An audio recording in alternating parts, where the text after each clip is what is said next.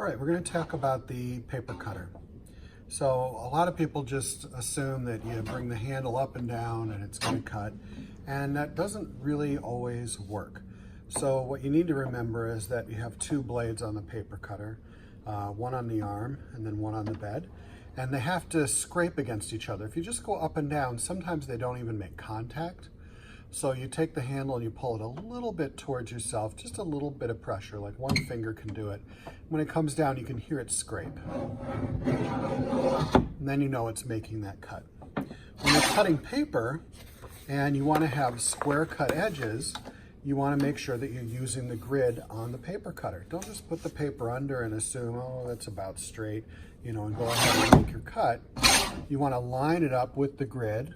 You can line it up on both edges, or as long as you got one edge on there, look over here, make sure that it's going over the edge. And then I can pull the handle towards me and go ahead and make a nice square cut.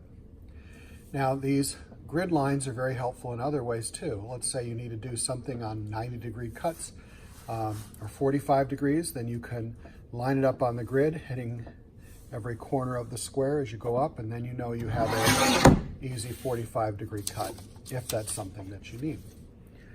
A lot of people like to cut too much paper on the paper cutter.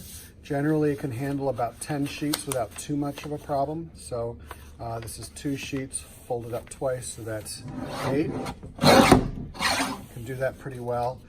10 is probably about its limit, depending on the thickness of the paper that you use.